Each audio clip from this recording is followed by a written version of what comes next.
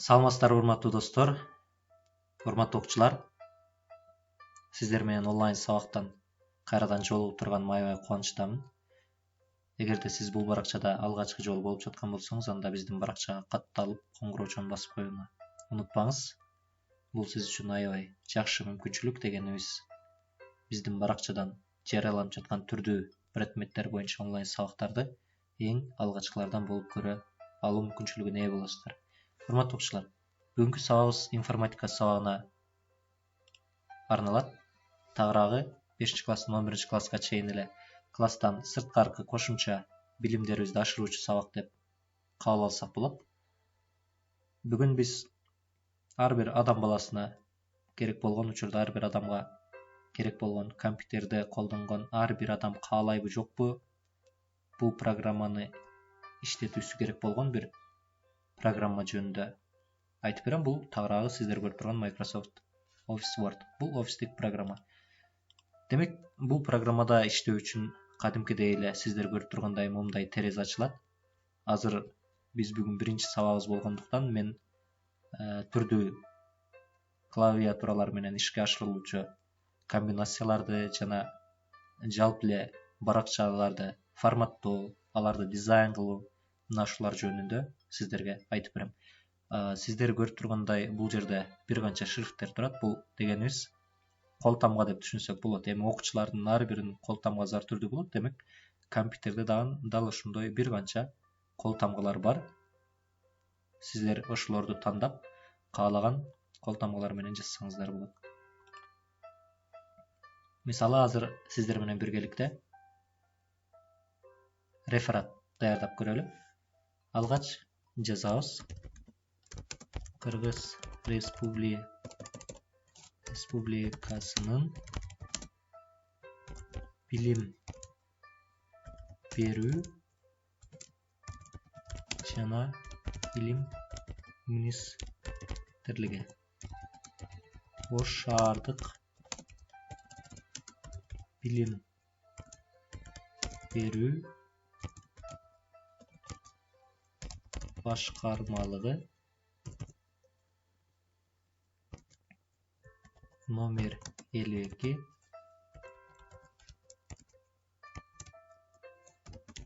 Кыргыз Түрк достугу мектеп лицейи. Бул жерге реферат деп жазабыз. Рефератыбыздын темасы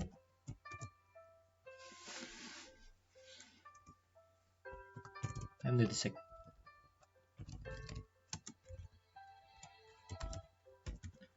Алыкул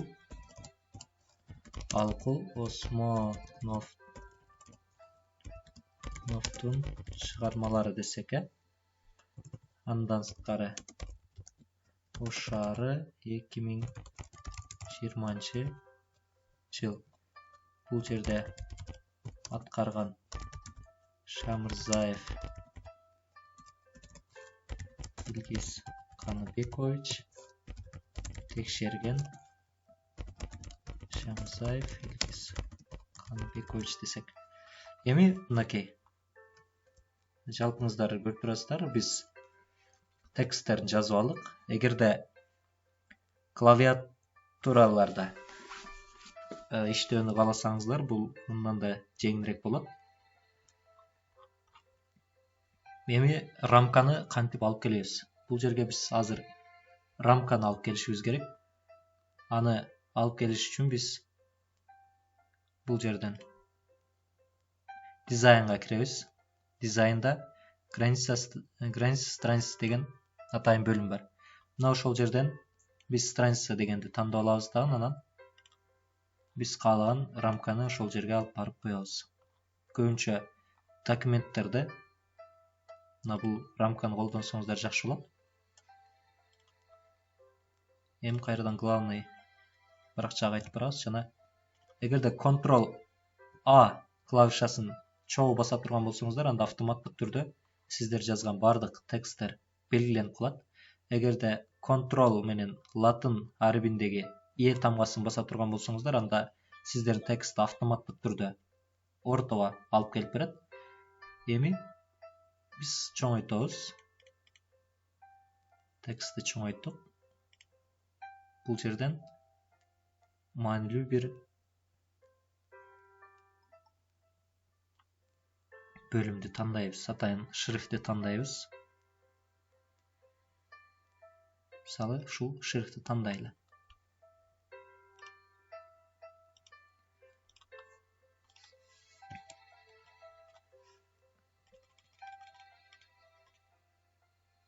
Бул жерден түс берсеңиздер болот, түрдүү түстөрдү берсеңиздер болот. Ал эми тема Алык Осмоновдун чыгармалары тууралуу болуп жатат.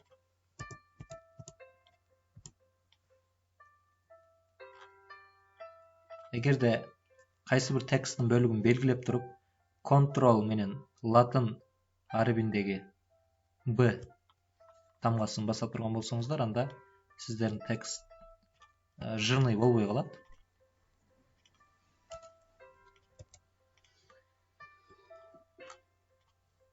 Ал эми өзүңүздөргө маанилүү болгондой, белгилүү болгондой, бул Ош шаары 2020 деген башка шрифттерге караганда кичирээк шрифтте кеткен жакшы болот. Эми бул жерге бир сүрөт коюшубуз керек. Буларды биз 14 шрифтинде беришибиз керек. Мында 14. Негизи бул программада шрифттердин стандарт түрү 12-14 шрифт болуп эсептелет. Айтарым көп документ кагаздары дал ошол түрлөрдө жүргүзүлөт. Ошол шрифттер менен жүргүзүлөт. Эми бул жерге Алык Осмонов жөнүндө бир сүрөт алып келишибиз керек. Ал үчүн биз интернетке киребиз. Эгерде сиздер кайсыл бир сүрөттүн өзүн эле алууну кааласаңыздар, мисалы, сиздерге азыр эки жолун көрсөтөйүн. Алык Осмонов. Алык Осмоновдун кайсы бир сүрөтүн коебуз азыр. Мисалы, бул сүрөтүн коелу. Бул сүрөттү. Биз бул сүрөттү бул жерден жүктөп алсак болот, бирок сапаты бир аз начарыраак болуп калат. Ошондуктан бул сүрөткө дагы басабыз. Тагыраак айтканда, анын түпкү бир чегине чейин барабыз. Демек, бул азаттыкта жарыяланган экен. Сүрөттү ушул жерден жүктөп алсаңыздар, бир канча сапаттуу болот.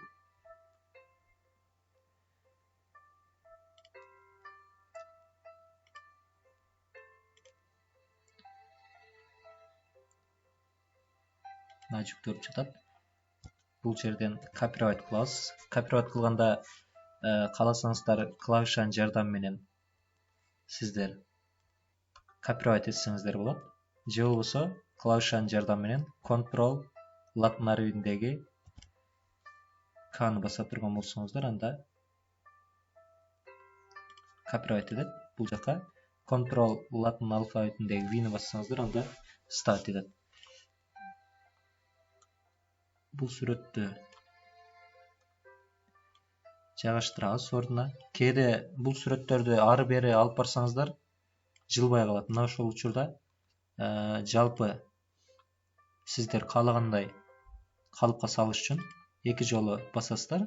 Сүрөттү баскандан кийин бул жерде атайын бөлүм чыгат. Мына ошол жерден вокруг рамканы тандап койсоңуздар, анда мынакей сүрөтүңүздөр эч кандай кыйынчылыксыз сиз каалаган жерлерге жылып берет. Мындан сырткары бул жерде мына бир канча сүрөткө байланыштуу атайын дизайндарды коюп койсоңуздар болот. Эми мен айтайын дегеним, баягы сүрөт жүктөөнүн экинчи бир түрүн үйрөтөйүн. Мисалы, көпчүлүк адамдар слайд жасаганда же документтерге бир керектүү сүрөттөрдү алганда, анан аябай көп сурашат, кантип өзүн алып койсо болот деп. Мен азыр ошону үйрөтөйүн сиздерге. Мисалы, көбүнчө орус тилинде издегенге аракет кылыңыздар. Кандайдыр бир керектүү материалдарды өзүңүздөргө белгилүү, себеби биздин кыргыз тилибизде аябай аз материалдар, ошондуктан эмнени гана издебеңиз, аны орус тилинде издөөнү аракет кылсаңыз жакшы болот. Мисалы, PNG формат деп коебуз, сүрөттөрдүн PNG форматы.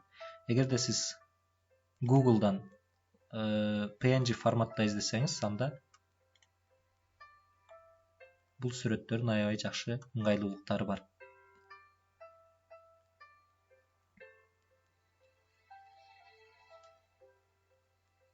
Эми буну бул жерден эле жүктөп туралы.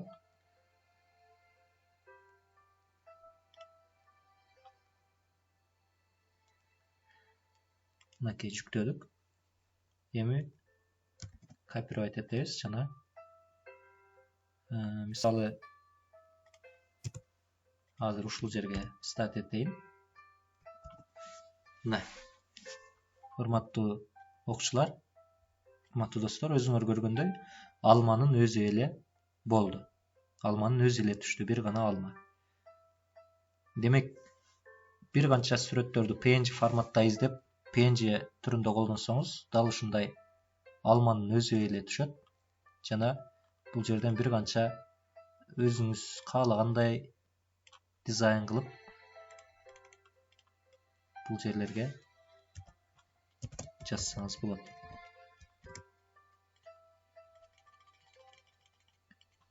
Бул дагы сиздерге өтө пайдалуу маалымат деп ойлойм. Эми биз рефератыбызга кайталы. Мынакей рефератыбыз даяр болду.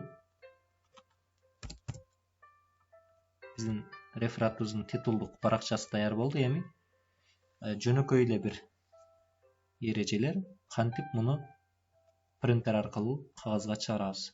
Бул учурда биз файл, бул жерден печать. Азыр бизде бир эле баракча болгондуктан, эгерде сизде бул документ бир канча барактан турса, анда бул жерге бетин да көрсөтүп койсоңуз болот. Эгер сиздин түзгөн маалыматыңыз 10 барактан турса, бирок сизге экинчи эле барагы керек болсо, анда бул жерге 2 деп койсоңуз, анда компьютер сизге экинчи баракты гана чыгарып берет. Жана ошондой эле азыр бизде биринчи гана бет бар. Бул жерде копия деп турат. Эгер бул жерде 2 кылсаңыз, анда дал ушул сиздер көрүп турган баракчадан 2 даананы чыгарып берет. Ал эми бул жерде биз алгач компьютердин кайсыл үлгүдөгү принтерге улангандыгын аныкташыбыз керек. Аны туура тапкандан кийин, анан печатьты бассаңыздар, сиздердин кагазыңыздар документ түрүндө чыгат. Ушуну менен биздин бүгүнкү биринчи сабагыбыз аягына жетти. Кийинки онлайн сабактарыбызда биз дал ушул программада мындан да татаалыраак таблицаларды, диаграммаларды жана башка бир канча операцияларды аткарганды үйрөтөбүз. Кийинки онлайн сабактардан жолугушканча сак, саламатта туруңуздар.